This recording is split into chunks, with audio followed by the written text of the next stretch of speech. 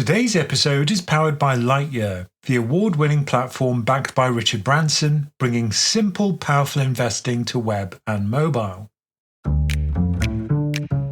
Welcome to Many Happy Returns, where we aim to make you a better investor. I'm Roman. And I'm Michael. Growing your wealth is a marathon, not a sprint, but it's important to celebrate milestones you reach along the way. Let's raise a glass to shedding debt, investing wisely, and securing your financial future. I want to know what justifies cracking open the champagne. And in today's dumb question of the week, is all debt bad?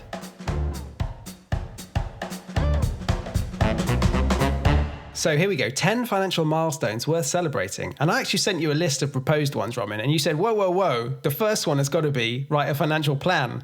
And we can celebrate that. I think the important thing is to have small goals which are easily achieved.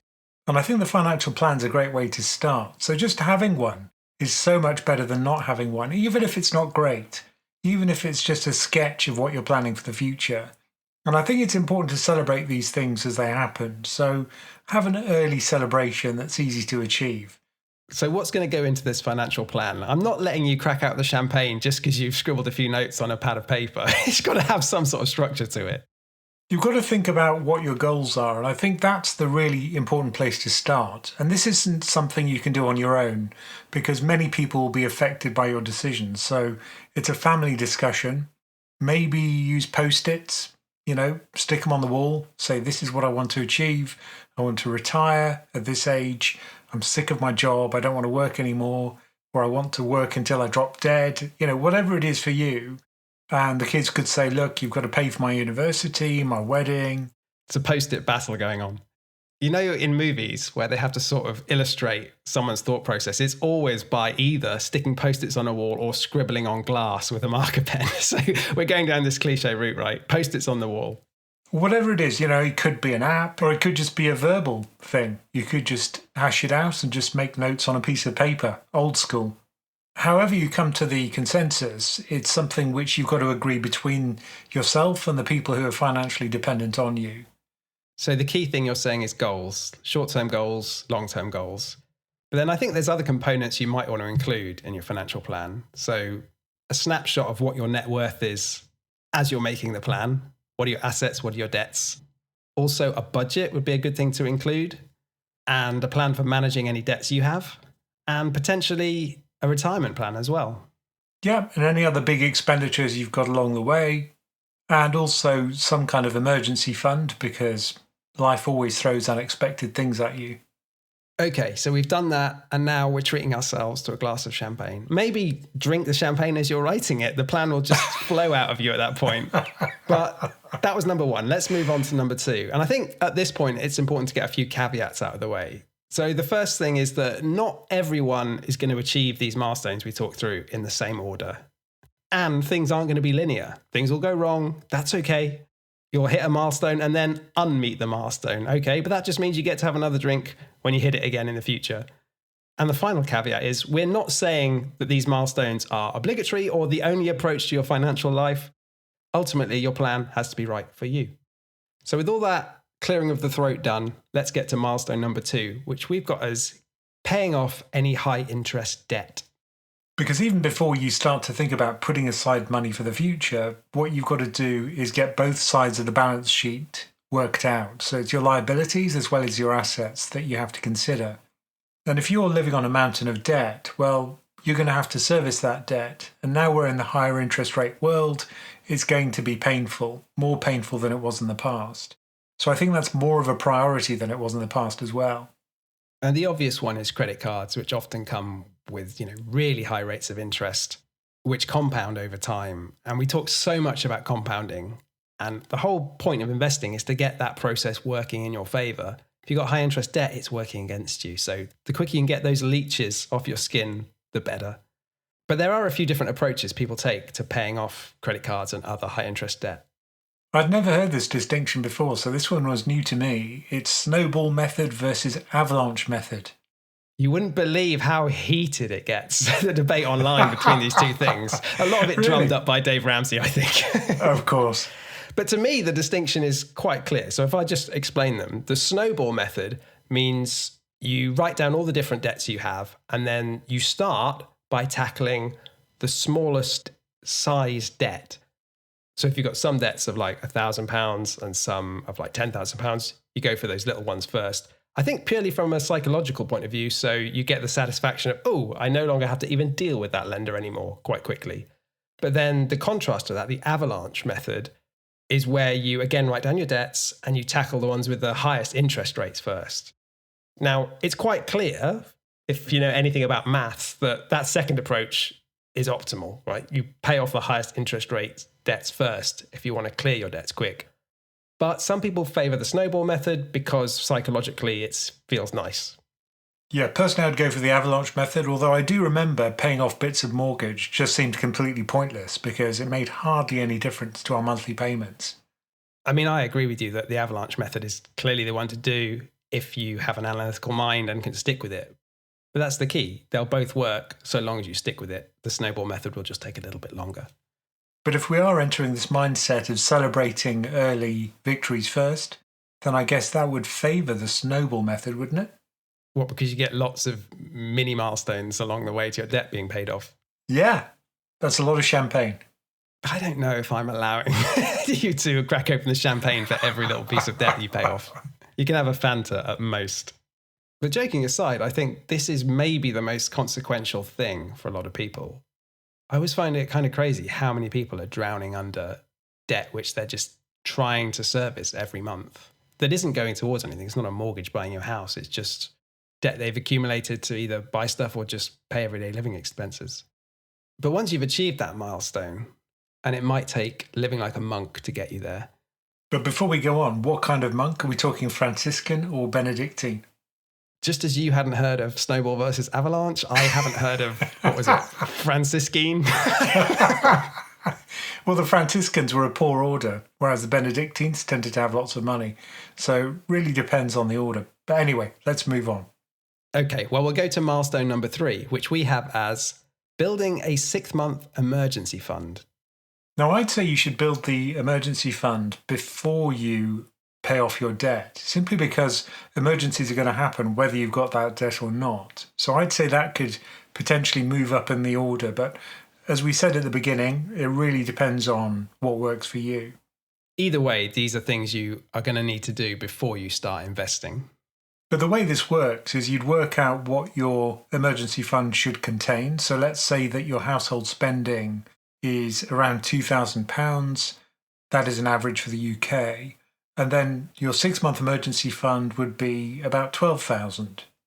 And the key is to keep it in something very liquid that you can access straight away and very safe, probably cash.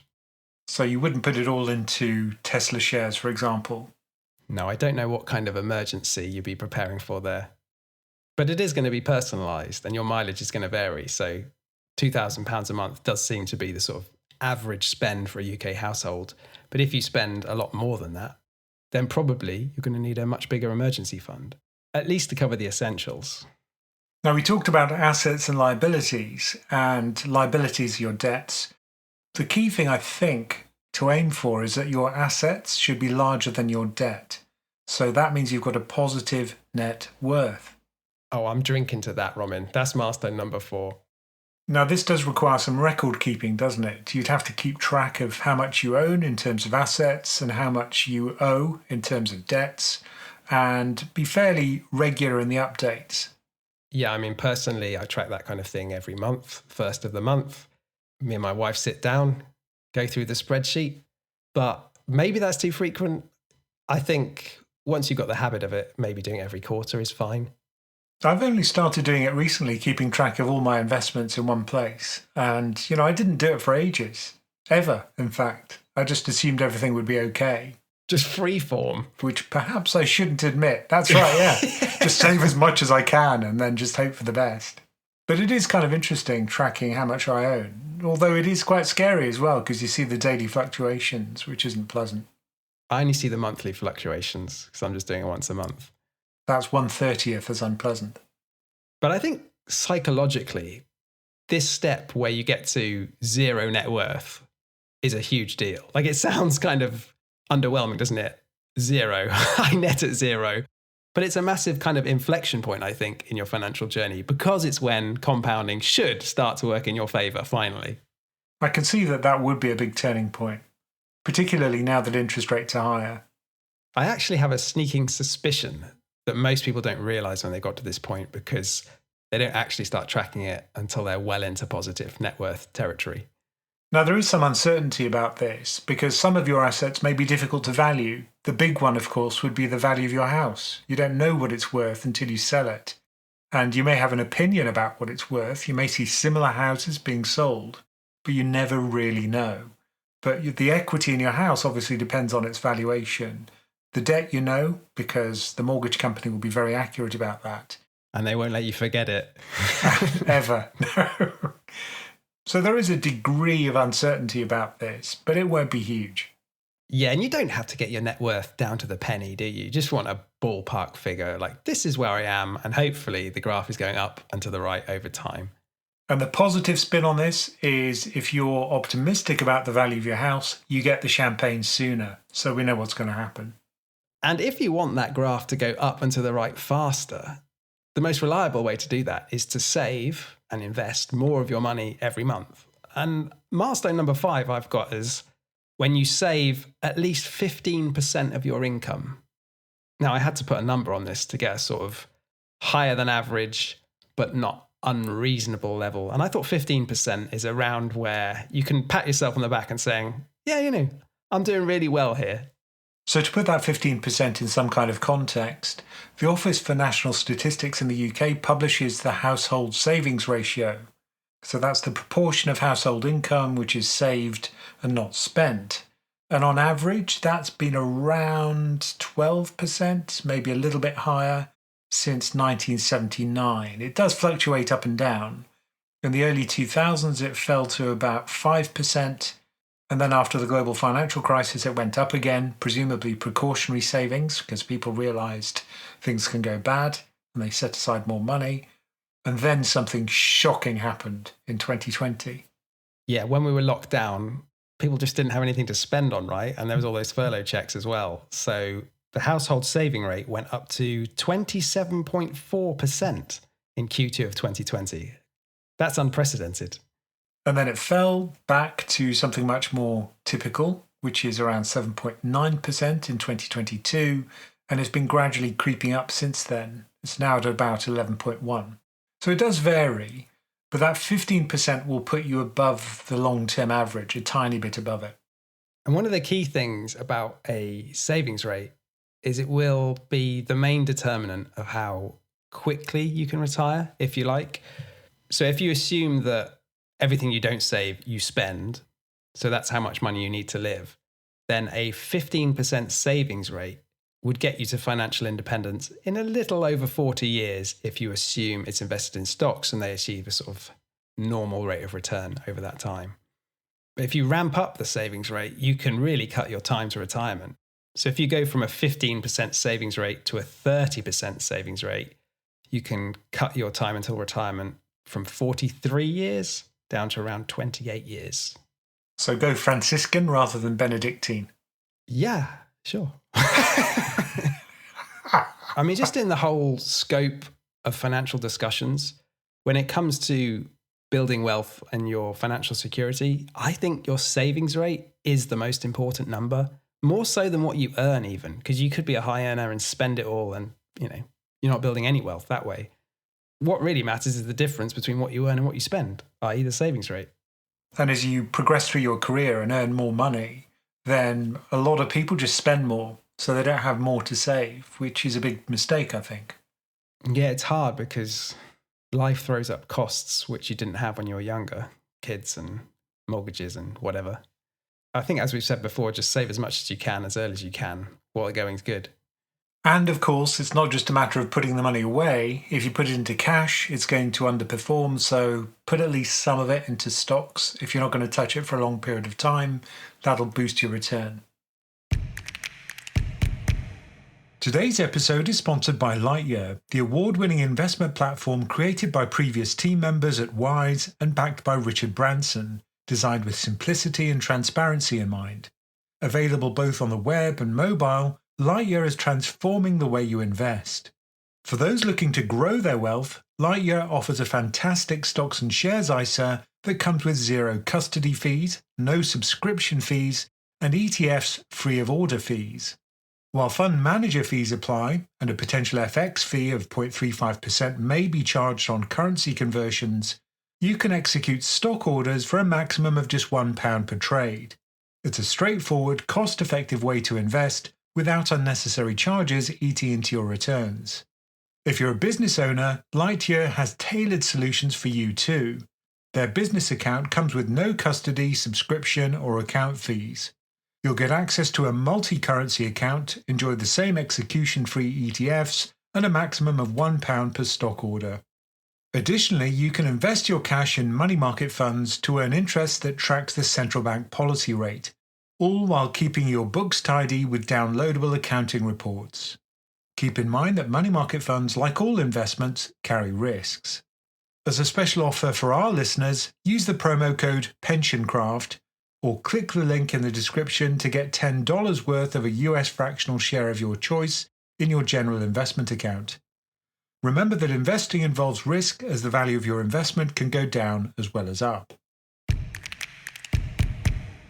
Okay, so I think the milestone which most people celebrate more than any other is buying their first house. Certainly get a housewarming party.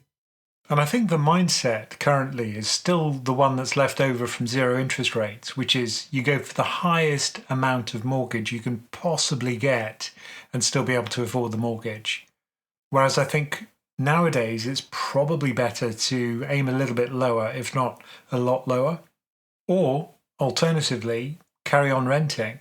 I don't think you necessarily have to buy a house. I agree that you don't have to buy a house. And the whole rent versus buy debate is much more nuanced than usually gets played out in the media. But I think it's fair to say that, at least in Britain, most people want to own their own home at some point. And that's one of their primary goals and what they're saving for.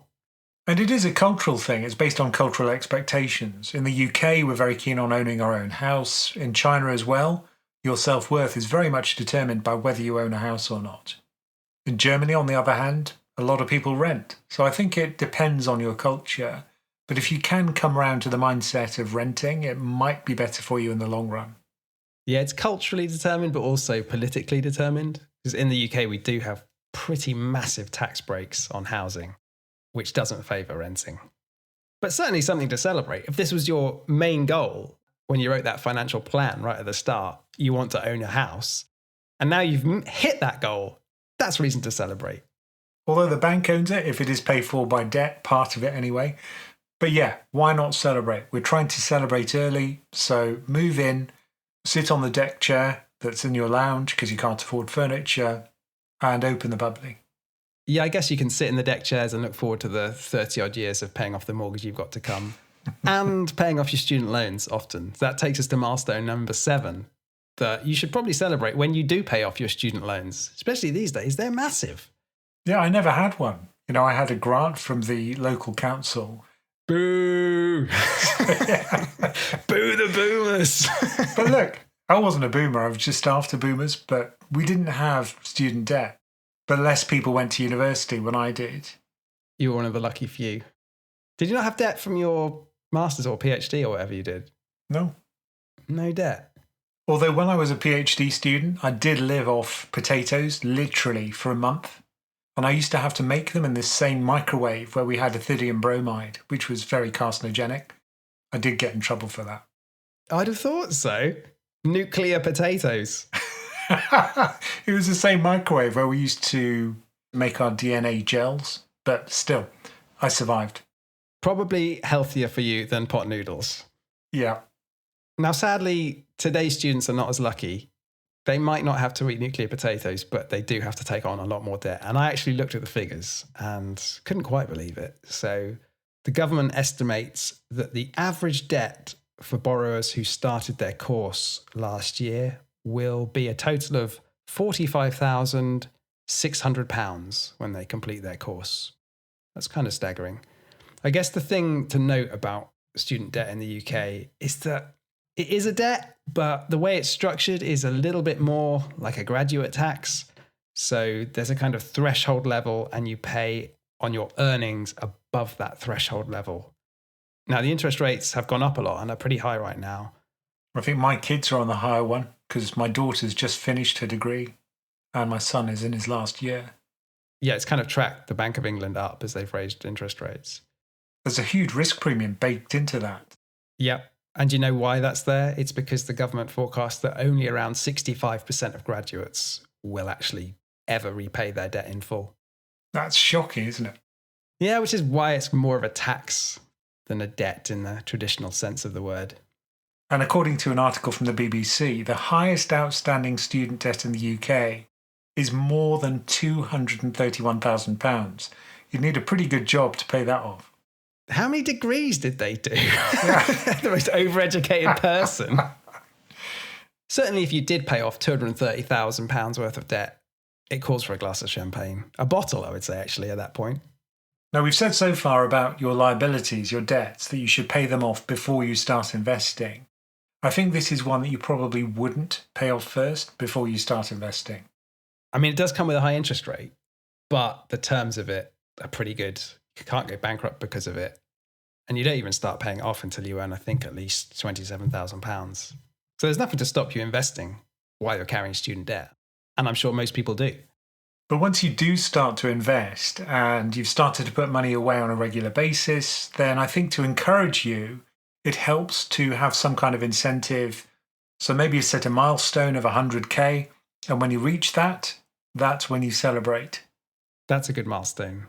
And I think that 100K is the same amount that Charlie Munger actually flagged. There's a quote I found from him from the late 90s, which says, "The first 100,000 is a bitch, but you got to do it. I don't care what you have to do. If it means walking everywhere and not eating anything that wasn't purchased with a coupon, find a way to get your hands on $100,000. After that, you can ease off the gas a little bit." And if you inflation adjust Charlie Munger's number, nowadays it would be around 200K. Dollars, so now we've got to convert it to pounds. I mean, I kind of think all of this is a bit of a silly game, isn't it? I mean, what is the significance of 100,000? It's a round number, I guess. But it's a number you could live off for a while. Whereas if you've got just 10,000, we're just talking about a year's spending or less. I think it's also the point at which you might start to see some of the snowballing effect of the compounding. Like, it's a percentage, so it's going on all the time. But if you earn, like, I don't know, a 10% return, just to keep the numbers easy, that 100K is generating 10K a year, which seems meaningful, doesn't it? It's something comparable to your salary. I don't know how much you earn, but it's not nothing. Yeah, so if it's a reasonable fraction of your salary, I think that's the point at which it becomes really interesting. And a little bit scary, because the drops are big drops in your net worth. But potentially life-changing. I think that's the other point. Once you reach that level, then you are starting to get other choices in life. You could take a career break and you could start to earn a little bit less for a while. Maybe a sabbatical, maybe train up in some other skill. Whatever you choose, it does give you that flexibility. That's a really good point. That for a lot of people, their goal is going to be some kind of freedom or feeling of freedom and the ability to do what they want with their time. You're kind of buying time, aren't you? Yeah, time and choice, I think those are the key things. And if you look at what makes people happy, it's having the choice about what they do in life rather than being told what to do. I mean, it comes with its own problems because who knows what you want to do with your life, really? At least when you've got a job and the goal is accumulating money, it's quite straightforward, isn't it? You know what you need to do. All right, shall we get to the kind of final boss battles of financial milestones? So number 9, we have got as paying off your mortgage. Now, this one you may not choose to do. The thing to remember is that mortgage debt is usually collateralized by the house, and so the rate will be reasonable. Maybe not as reasonable as it once was, but certainly reasonable relative to taking out a loan, say. But most people, I think, aim to be mortgage-free by the time they retire. And certainly up until recently, mortgage companies would not really let you take out a mortgage so long that it would not be paid off into your retirement. They seem to have relaxed the rules a little bit now. Well, we're living examples, Laura and I, of a couple where we will have a mortgage until we're almost expiring. So clearly they have changed the rules. I think you've said to me before that for most of your adult life, you saw paying off the mortgage as quickly as possible as like the be all and end all of investment and financial planning. Yeah, because I didn't understand the importance of investing or anything about rates of return or cost of capital or any of that stuff, which is crazy. I worked for an investment bank. And yet, once I became aware of it, I realized that actually paying off the mortgage is probably secondary. I think that is cultural, though. Most people in Britain default to let's pay off the mortgage. And their form of investment is I'm building equity in my house. House prices go up. And yet, we come back to that graph of real house price growth in the UK, which hasn't really happened over the last 20 years. So if you inflation adjust the average UK house price, it's roughly where it was 20 years ago. In fact, it's exactly where it was 20 years ago. That is staggering. But however much we caveat it, I think once you've paid down a mortgage of hundreds of thousands of pounds or whatever it might be, you can pat yourself on the back, have a little celebration. That is a milestone reached. Yeah, it certainly reduces your cost of living in a house. And of course, you have other costs, maintenance, taxes. You'll be fun at the party, Roman. I wouldn't know. So that was number 9, paying off the mortgage. And the final financial milestone we have is reaching financial independence. So this is your nirvana. If you've gone beyond the boss battle, this is the end screen. Yeah, the credits are rolling. You can do whatever you want with your life at this point, so long as you don't start spending too much money. I guess it depends how we define financial independence. And the typical rule of thumb, which everyone has a problem with, but let's just say it anyway, is the 4% rule, which is that if you can live off 4% of your assets, then you could say you're financially independent. Reason being that the return on equity, for example, is usually well above that. So you've got a sustainable pot that will last you a very long time, if not forever. One of the key assumptions being what you said there, depends what your money is invested in. But I think the definition of independence there is important as well, because remember what it doesn't mean is that you stop working. A lot of people's self-esteem is based on the job that they do. And whether that's working for a charity for almost no income, working pro bono as a lawyer, or whatever it is you choose to do. Podcast host for almost no income. Yep. But whatever it is you choose to do, it's about that freedom. So that's what independence means to me. You could say that what I do now is a retirement job. The thing I often wonder about with financial independence is that it was something I was really focused on. Like if I'd written a financial plan in my early mid-20s, this would have been probably the shining light, the goal. Let's get to a point where work is optional as quickly as possible. And I did have a kind of stupidly high savings rate for a while in pursuit of that. But now I'm a little bit more skeptical. At least if you are trying to live like a monk along the way, I think it is more about balance. It's nice to get to that point, like you said earlier when we were talking about 100,000. I don't know if 100,000 is the figure, but wherever it is, where you have the freedom to step away for a while and you get a lot of the optionality of full financial independence, even if you can't give up work forever. And you may not want to do that. You may not want to give up work forever. Yeah, I think that's right. You just need a level of financial independence where you can walk away from a bad situation, say no to things, and if you are getting burned out, take a break. And if you see something that you really, really want to do, spend time with your kids more, travel the world, whatever it is, you can do that knowing that giving up that regular paycheck is not a problem for a few years. But I think it's not a situation that most people find themselves in because it requires a lot of sacrifice. It requires probably quite a good income for a while. And it is scary. And you have obligations. And your partner will be like, I quite like you working at the bank.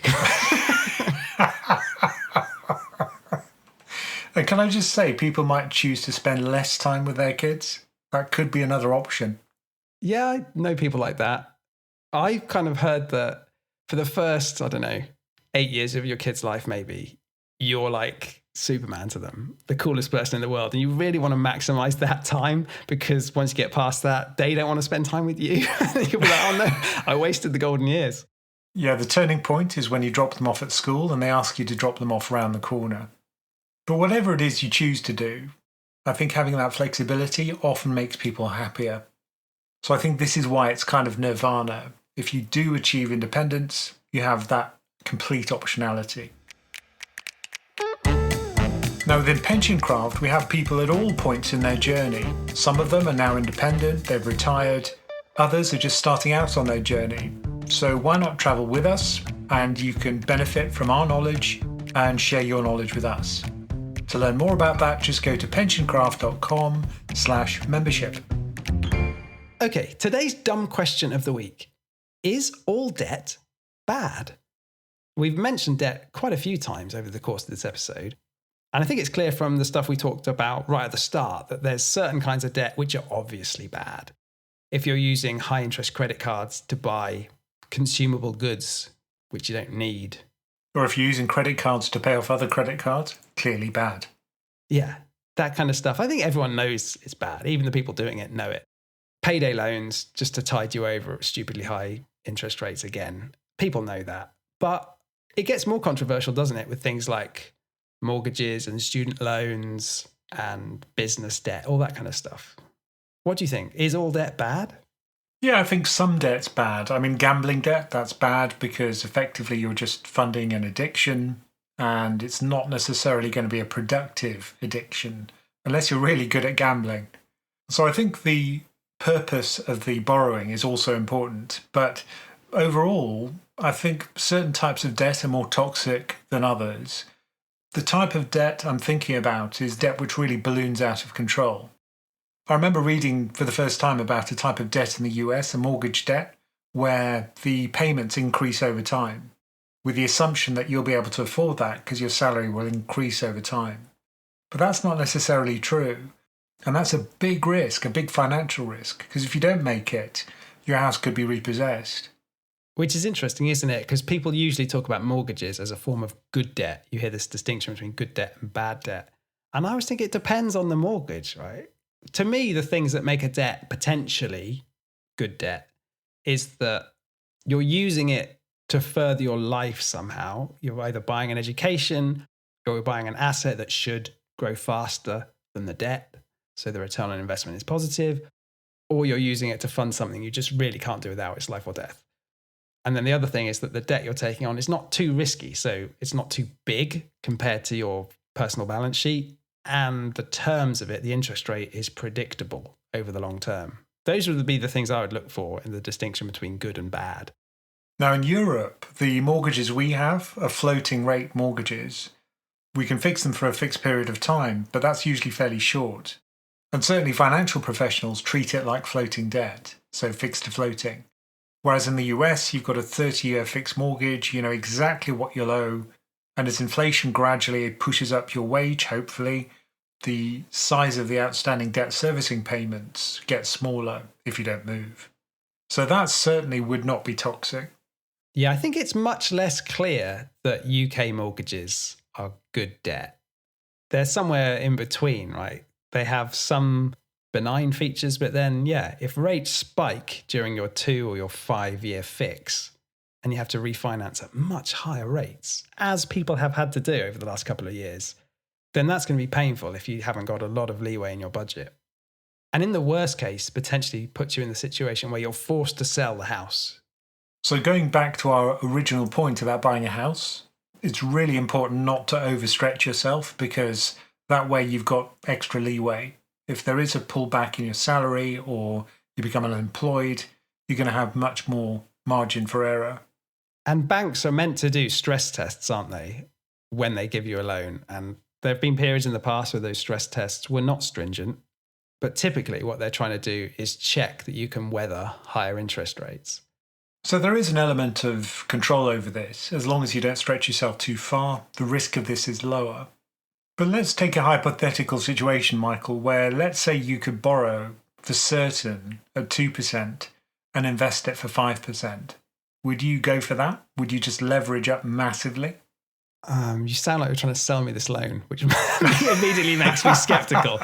But assuming there's no nasties in the terms of the loan, right? Then I guess, yeah, it's free 3% real every year. Yeah, that's effectively the business plan for banks. You borrow low, you lend high. Things can go wrong, clearly, when wholesale debt markets spike. But it's odd that we always consider buying a house on leverage is okay, but investing on leverage isn't. And why is that?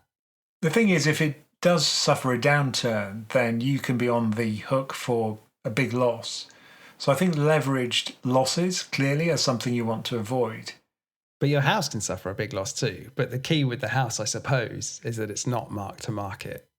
Unless you try and remortgage with a new lender, then they might do a valuation of your house. Yeah, if they call in the loan, then you're in trouble. And that's the trouble with investments. Usually it's mark to market and you have to pay up. You have a margin call, and that happens regularly. With a house, there's no margin call. It's collateralized by the value of your house, so you can just stay put. And there's a lot of legislation in place that outlines a process where if you do get behind on the payments, you have a chance to catch up, and the lender's not just going to come and take your house straight away. Whereas an investment bank that's giving you a margin loan to buy meme stocks, they are just going to take your money when it goes wrong. But I guess the big point here is that there probably is such a thing as good and bad debt, but it's not binary. It's a spectrum, right? And it's uncertain. If you're using debt to buy an asset because you think that asset will outrun the interest rate on the debt, you might be wrong. And starting a business, often you borrow money to start it or to grow it, and that's based on leverage. So people take these risks all the time when it comes to investing in their own business. But with investments, I can see that it would be problematic. I mean, certainly we don't look at a bank and go, oh, all that mortgage debt is definitely fine. That's good debt. Like, we know a certain percentage of those mortgages are not going to be repaid. They're going to become bad debt. So it's less about the sort of classification, mortgages good, credit cards bad. It's really about the specifics. So let's imagine for a moment the best possible kind of debt. So it would have to be an asset that you're buying, which is really good. Let's say it's a house in a really nice area in the United States. I'm interested. And let's say it's a 30-year fixed mortgage. Oh, yeah. I like the sound of that too. And you locked it in before rates spiked. So this was a zero interest rate era. I'm sold. This is good debt. Now, you can tell that Americans, many of them are onto a good thing, because if you look at an index which measures whether people are cashing in their 30-year mortgage for a new one and refinancing, it's called the US Mortgage Refinance Index. That's at incredibly low levels right now. People aren't keen to give up their 2% mortgages. No. To take on a 6 or a 7% mortgage. They know they're onto a good thing and they're going to stay exactly where they are. I mean, this is more or less that genie scenario you presented me with earlier, where it's like, I'll lend you at 2% and you can earn at 5%. This is kind of that, really. The rate differential. Yeah, it would be amazing, wouldn't it? Yeah. Those people are going to be stuck in their house for 30 years, though. Yeah, let's just hope they've got neighbours they like. Thank you for joining us for Many Happy Returns. Keep sending us your questions, no matter how dumb, at mhr@pensioncraft.com. And do remember to check out PensionCraft.com for all the information about our membership, courses, and investment coaching options. Many Happy Returns is a PensionCraft production, co-hosted and executive produced by Roman Nakiza and Michael Pugh. This podcast is for informational and entertainment purposes and is not financial advice. We do not provide recommendations or endorse any decision to buy, sell, or hold any security. We cannot be held responsible for any actions listeners may take, and investors are encouraged to seek independent financial advice.